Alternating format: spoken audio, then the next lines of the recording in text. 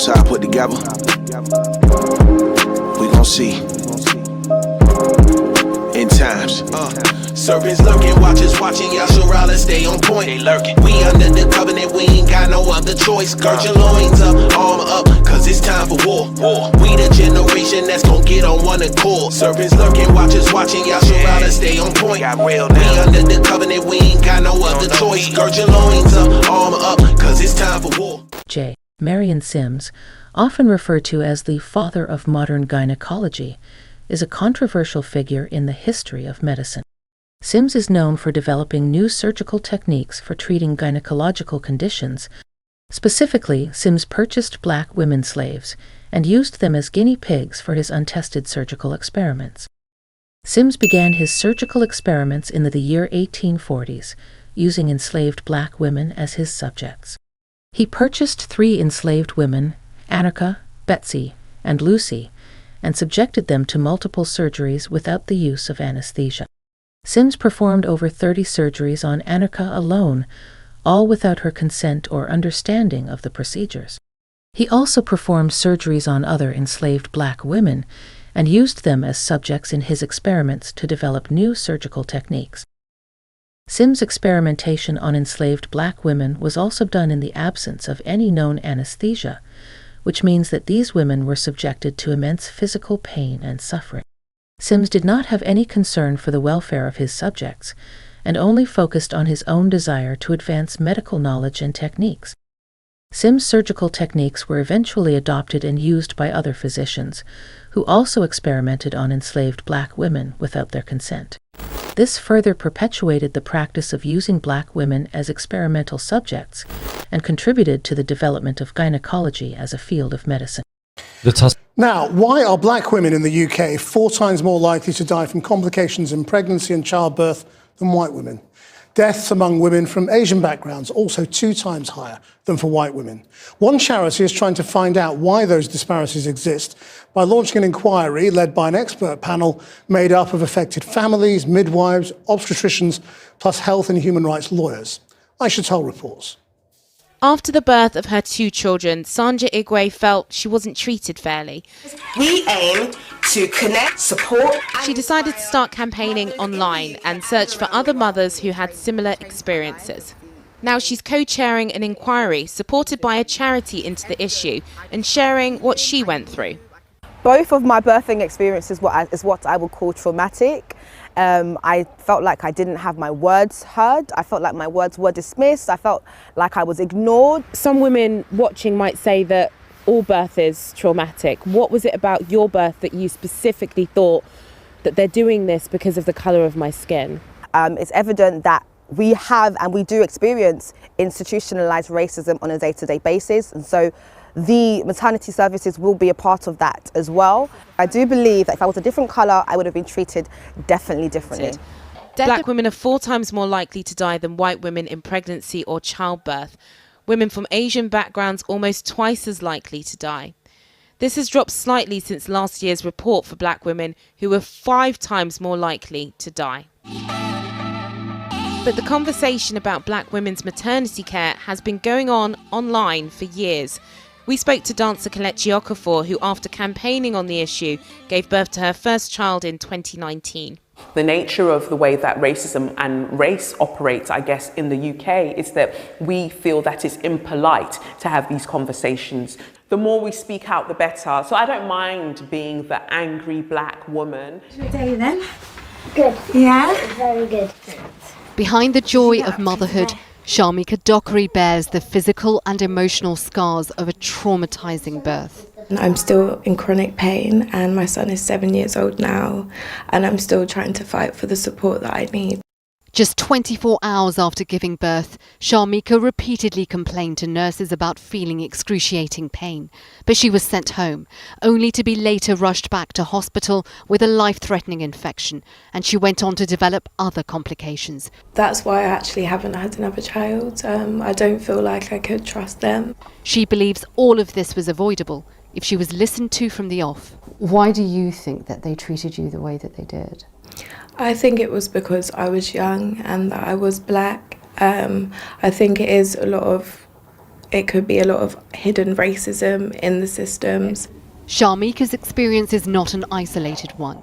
Latest figures show black women are 4 times more likely to die in pregnancy or childbirth. After Beyonce released her Netflix documentary about her issues during pregnancy. WMAR2 News' Erin McPherson breaks it down.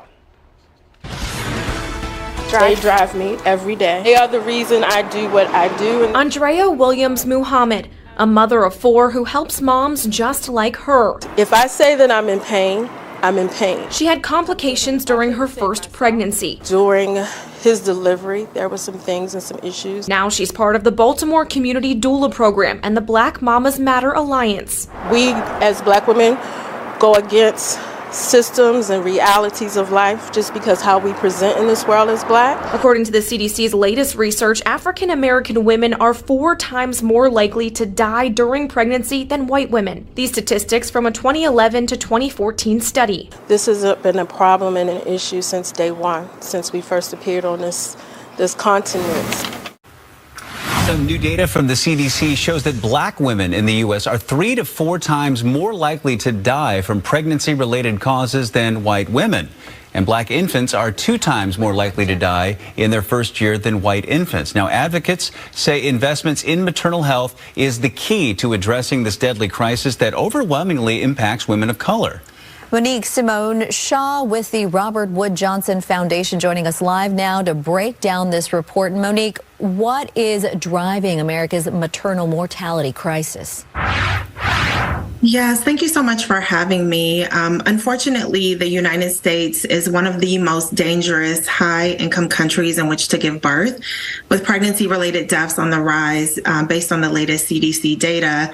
And there are a lot of reasons or root causes, particularly behind the disparities that we see in these outcomes. And unfortunately, racism and discrimination within the healthcare setting is one root cause. In addition to that, there's just a widespread lack of access to healthcare coverage and quality maternal and child health care, particularly care that is compassionate, respectful, and that also is delivered in a cultural, that's delivered with cultural humility. What was supposed to be the start of a new life turned out to be the end of another. 26-year-old Amber Rose Isaac was preparing to give birth at the height of the coronavirus pandemic in New York City in April when everything changed for her partner Bruce. And I just remember staring and, looking at her face and seeing how scared she was, and panicking a bit. So I'm telling her, yeah, we're going home. This is what we prepared for. This is what we were ready for. It's time. And she looked at me and said, yes, all 3 of us are going home. And that was the last time I seen Amber.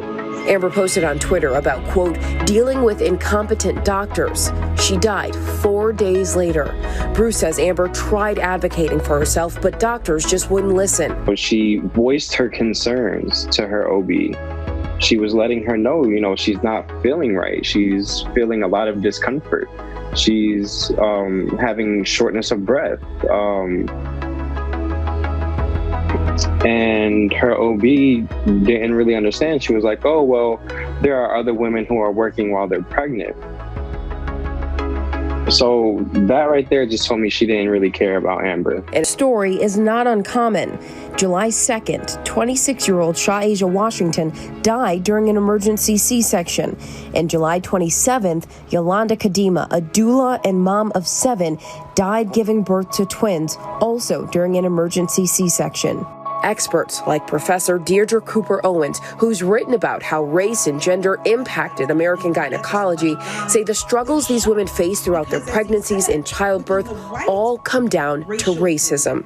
You see that class and status tend to matter. The higher up you go, right, the kind of better protected you are. That doesn't exist for Black women because we're all experiencing racism in the same way. So when I walk into the office, nobody knows if I'm married or have a PhD or what my income is. The assumption is I might be lying, maybe I'm promiscuous, maybe I don't eat well. I should still be given fair treatment and equitable treatment by my doctor. My first pregnancy, my birthing experience was pretty traumatic. And then he actually punctured my spinal cord. I was temporarily paralyzed. We were so excited about bringing Jason to this world, and then the last 2 or 3 days of his birthing process was too tragic. I was bullied and I was abused emotionally and physically, in the sense that consent was not asked for as often as it should have been. It took me a while to find a provider that I trusted and that respected me. We lost him due to what is known as HELP syndrome. We found out later on that his death could have been prevented, as well as the traumatic birthing experience that she experienced. So many Black families with similar stories, and these experiences add to a mistrust between the Black community and the medical community, a relationship with a long, dark history dating back centuries. Enslaved Black women were experimented on, particularly during the 19th century, so a little bit in the 18th century, but largely in the 19th century, as obstetrics and gynecology became more formal and accepted branches of medicine. Marion Sims, known as the father of American gynecology, pioneers the surgery to correct this obstetrical fistula condition. People didn't know that he experimented on enslaved women. They didn't know that 2.5 years into his experimental trial, when his white medical assistants quit, he trained these enslaved women to serve as nurses. They were still his patients. They were still his slaves that he either owned or leased, and they still served as surgical assistants. So that part of the story was left out. The success of James Marion Sims earned him the nickname of the father of modern gynecology. But his legacy is marred by the fact he earned it on the backs of Black slaves through non-consensual human experimentation without anesthesia. Well, a new report uncovers a disturbing racial disparity when it comes to performing C-sections. Dr. Malika is here now. And doctor, some of the possible reasons are pretty surprising. Yeah, listen to this. In a large study of nearly 1 million births at 68 hospitals in New Jersey, researchers found that obstetricians are more likely to perform unnecessary C-sections on Black mothers than white mothers. In fact, Black women overall were about 25% more likely to deliver by C-section than white women. According to the New York Times, some experts speculate that doctors may rush Black women to C-sections due to concerns about racial bias, or that Black women may be less likely to advocate for themselves if they don't want a C-section, or if they do, they may be taken less seriously. The study also discovered that additional operations on Black patients were more likely to occur when operating rooms were unoccupied or otherwise sitting empty, suggesting that there may be a financial incentive for hospitals to fill their ORs. Now, let's not be confused. Unnecessary C-sections put women at risk for unnecessary complications, such as bleeding and infection and blood clots and organ damage. I had 3 C-sections. It's no walk in the park. So unless you really need it, you shouldn't get it. Major surgery, obviously, right? Cesarean section surgeries, or C-sections, to deliver babies are the most common surgical procedures in U.S. hospitals. Now, a new study of nearly 1 million births from 2008 to 2017 finds that Black women are almost 25% more likely than white women to have unnecessary C-sections, needlessly putting them at risk of surgical complications. Sarah Cliff is an investigative healthcare reporter for the New York Times. Sarah, in your story writing about this, you had a wonderful way of describing it. You had an example of, or a hypothetical, a Black mother and a white mother, same medical history, same doctor, same hospital. Yeah, so they walk into the same hospital, they have the same doctor. On paper, their medical records look basically identical, but the Black woman has a 20% higher chance of delivering by C-section, which really begs the question, why is this happening? Was there an answer to that in this study? There's not one answer. There are some theories, and we can't exactly get inside the doctors' heads. It could be that they aren't listening to Black mothers as much if they're pushing back against the idea of a C-section. It's difficult to tell, but we definitely know that something different is happening for these Black women. Black women have long talked about different treatment in their pregnancies, feeling like their doctors aren't listening to them, not taking their pain into consideration. Is this part of that? Yeah, certainly. I've written some stories about patients who just feel like they weren't listened to, that they asked for an epidural and it took a long time to get it, that they said, I want to try natural labor longer, and they were really told, no, you need to go to a C-section. And I think it's, again, difficult to untangle the role of race in all of this, but it certainly is an experience of a lot of Black women that they feel like their providers aren't necessarily listening to what they want, and they might be listening better if their skin was another color. Is there some thought or an indication that this could be a contributor to the fact that Black women have higher rates of maternal mortality and childhood infant mortality? Certainly. I mean, C-section, again, is a procedure that's generally safe, but it comes with its risks. So if you're going to add on a major abdominal surgery, that's essentially increasing your risk for something to go wrong during childbirth.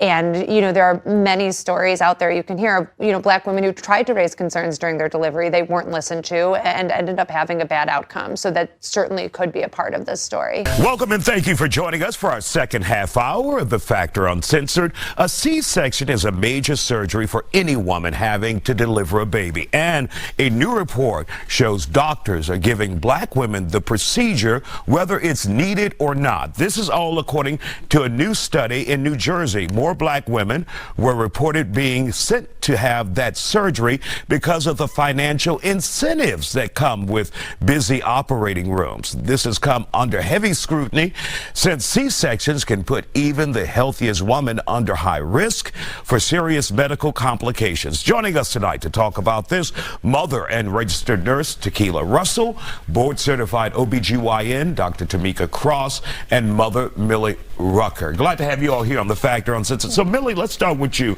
Did you at any point ever feel like you were under pressure to have a C-section? And if you were, how many did you have and the results? Definitely. So fortunately, I am a mom that began advocating for myself when I was trying to be forced to have a C-section. So I'm a mother of 4. They're 14, 12, 5, and 2. And so I started having children when I was 18. And the older I got, the more I started learning the options that I had, regardless of my finances or anything like that. And so when I was pregnant with my 5-year-old son, they were trying to force me to have a C-section, and I began advocating for myself, like, no, y'all basically are trying What reason did they say you needed to have a C-section? They were basically rushing me, saying that my son wasn't turning like he needed to. I wasn't dilating in the amount of time that I guess they needed me to. And so I told them I would literally get up and walk out and go home and have my child if they tried to force me to do that. And a few hours later, I had a healthy, almost 10-pound baby naturally. And after that, I vowed to myself that I would never have another child at the hospital. And I gave birth in 2022 to a baby girl, and I had her naturally with a water birth at a birthing center. So, do you put any validity in this report indicating that Black women are more than likely pushed by some doctors, not all doctors, some doctors, to have that C-section to fill operating rooms, to generate that revenue? This registered nurse Tequila Russell. Tequila, what has been your experience on the front lines as a registered nurse and as a mother, a woman? Okay, well, from a nurse perspective, I'm an ICU nurse. I'm familiar with the hospital setting. I've been a nurse 12 years. I can say somewhat from the hospital perspective, the money maker for the hospital is the OR. It is the operating room. So if we can get more cases in the OR, we saw during COVID when operating rooms were shut down because we didn't have room for ORs. A lot of hospitals lost a lot of money. Healthcare is still for profit. So honestly, when the OR is on operating, we can't pay the staff. The staff isn't getting paid. Numbers are not where they need to be. So I can see a little bit of a bias there where we would be pushing more patients toward the OR because that is the moneymaker for the hospital setting. Number one, but number two, she was stating, from a Black woman perspective, we are not, they figure we don't have advocates, they figure we don't have the literacy, and we won't speak up for ourselves, we won't be heard. That's always been the case from a Black woman perspective. So who else to push to fill those numbers and get that revenue in versus Black women? Have you ever seen anything that made you like, this is so wrong? Oh, of course. What I'm seeing in this hospital or in this doctor's office when it comes to Black women? Of course. I'll probably keep that one. I'm not going to ask you detail. We need to keep you working. Yes.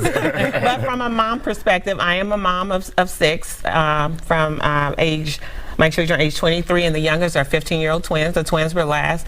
I did feel pressured to have C-sections. I've had 3 C-sections and 2 VBACs, which is vaginal birth at the cesarean section, which I had to force and advocate for, to the point where my OB/GYN was irate with me and made me sign a waiver before I left her office, demanding that I not have a vaginal birth. But my first one was failure to progress. You know, like you asked her, what was the reason given?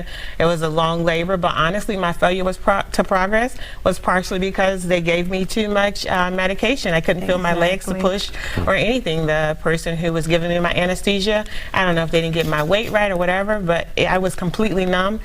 That's not fair for a birthing mom to not be able to feel her birthing process. How can you safely push a child out? So of course it's a failure to progress.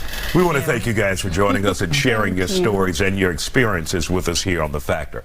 These emergency situations are helpful. They do save lives. They do save babies. And I'm not going to take it away saying, oh, we shouldn't have C-sections, we shouldn't have Pitocin or anything like that. But I just feel like they're being pushed when maybe there are alternatives. Maybe they're not needed. Especially as a Black woman, I'm very adamant about empowering myself to go through the birthing process in the healthiest way, because there's so many issues and so many things that happened that ends up being a huge problem. I realized the other day that I was 0.5 seconds from having a C-section. So I was talking to a friend of mine who just had a baby. Her son is about 2 weeks younger than my daughter. And picture this, y'all. She went into labor. She had a longer labor than I did, but she went into labor and she was laboring and progressing slowly but surely. She got to 7 centimeters dilated, and there was a little lip left on her cervix that was in the way. So your cervix is supposed to dilate wide enough to 10 centimeters and the baby's gonna shoot right out. But she was 7 centimeters and had a little lip that was in the way. She wasn't progressing, so labor was stalling for a little bit. Was stalling for a while actually, and so they were like, you need to go to the hospital. So what she was trying to do is have a home birth. So she was at home trying to have a baby. They said she needed to go to the hospital because labor was stalling. Okay, cool. She goes to the hospital and she's still laboring, going through all the different motions, etc. And they were like, you know what, those are your options. You need an emergency C-section, or we could try to turn the baby inside of you as you're contracting to see if that works. But most likely you need an emergency C-section. Because she was in labor for so long, she was exhausted, and those options were given to her. She was like, you know what, I don't know about turning this baby, but let's try it for a sec. So at her next contraction, she tried to push, and it was just like too painful. It wasn't happening. So she was like, you know what, just get this baby out of me. She had a C-section. That is her story. Now with my labor, I don't know if you watch my birth story, but it was the same exact story. I was laboring. I wanted to have a home birth as well, but because the baby was starting small, the plan was to go to the hospital. Okay, so I went to the hospital. I was laboring nicely. I got to 7 centimeters, and I had a lip of my cervix as well that was in the way. Now my midwife said, Jen, you're gonna push. And as you push, I am going to, I guess, massage or move the little lip out of the way. So I had a contraction. She put her finger in there. She moved the cervix out of the way. Baby came down slightly, and that was the end of it. I just kept going and had my vaginal delivery naturally. Same exact situation, y'all, but ended in 2 different outcomes. She had an emergency C-section because they were like, we don't know what to do about this. And my midwife was like, oh, just simple fix. Let me fix you up with this little cervix lip. Which led me to this video, and I'm going to let you watch it. Hospitals are businesses. They want those beds filled and emptied. They don't want women hanging around in the labor room. Technology is technology. It's not stopping. So if you're going to have good stuff, you might as well use it to get the best outcome. Maternity care in the United States is in crisis. People don't have the information. Medical decisions are being made for monetary and legal reasons, not because they're good for the mother and the baby. This is Pitocin, which is the medication given through the IV that causes contractions. Just check that she's on PIT. Just make sure that she's on PIT. I asked to keep upping the PIT. And if you're uncomfortable, we can always give you more. Is this an improvement, or are we making things worse? How often do you get to see a fully natural birth? else ever. Everywhere else in the world, you see midwives attending 70 or 80% of all the births, and the United States stands alone. You want to talk big lobby, big dollars, they can kind of call a lot of shots. Accusations tonight that some hospitals are not being upfront with patients who are expecting a baby. Cesarean is extremely doctor friendly. It's 20 minutes. And I'll be home for dinner. Basically, what the medical profession has done is convince the vast majority of women that they don't know how to birth. If I could do that, I could do anything. To me, that's the power of birthing, and that is what we are taking away from women. All right, so this is a whole movie that apparently you can rent at like a local library or something. But I find it very interesting that so many women are being given or offered Pitocin or oxytocin, as we call it here in Canada. And so many of the outcomes is C-sections. And, you know, I don't want to be a conspiracy theorist or nothing, but it's so interesting, especially when the doctor was like, you know, C-sections are very convenient for the doctors. You quickly get it out of the way and you go home for dinner. And I'm noticing a trend. Every single one of my friends that have had a child recently in the past year all ended in a C-section. What are the odds? What are the odds, you guys? And I don't know, it really feels odd to me that when it comes to the system, it's almost like a business. It really is. I feel like a hospital do push C-sections on women. These emergency situations are helpful. They do save lives. They do save babies. And I'm not going to take it away saying, oh, we shouldn't have C-sections, we shouldn't have Pitocin or anything like that. But I just feel like they're being pushed when maybe there are alternatives. Maybe they're not needed. Especially as a Black woman, I'm very adamant about empowering myself to go through the birthing process in the healthiest way, because there's so many issues and so many things that happened that ends up being a huge problem, especially when it comes to, for example, Pitocin. I truly believe that if you are forcing your body into labor, pushing it into doing something that it may not be ready to do, there may be some issues. And the racial disparities in maternal health continues to be a problem nationwide, and now one organization is trying to help. CBS's Elise Preston takes a look at a service in Los Angeles that's providing Black women with a doula. That's a trained professional to guide them through the birthing process. Breathe in, 2, 3. Carrie Bernuns is counting down to when she and her partner Jeremy welcome their first child, a baby boy. The healthy, expectant mother feared she would have to deliver at just 24 weeks. After having some early contractions, she says doctors misdiagnosed her with an open cervix. That was just like unnecessary, and it was just hard. Bernuns, who felt her concerns over medications she was prescribed were being ignored, switched doctors and got a doula through Frontline Doulas, a community program that provides free access to care for Black mothers in Los Angeles. I also wanted a Black woman too. I wanted someone that can understand me, understand what I was going through, understand my body. According to the CDC, Black women in the U.S. are nearly 3 times more likely to die from pregnancy complications than white women. Contributing factors include health inequities, mistreatment, and underlying chronic conditions. Doula Felicia Francis Edwards fights to improve those outcomes by advocating for families and providing physical, emotional, and informational support. If I could tell you how many times women who signed up for the program said to me the reason they wanted to do the program because they thought they were going to die. According to studies, mothers who use doulas are less likely to require a C-section or use pain medication, and their babies are less likely to have a low birth weight. But doulas in his hand, the structure gotta come, that's how he get us out this lane. The devil working hard, trying to get us out his plane. His sheep hear his voice, so he can't get us out his hand. We gon' trust the son of man, blow your wings, Father. Your kingdom coming, we just trying to make it in, Father. Rather we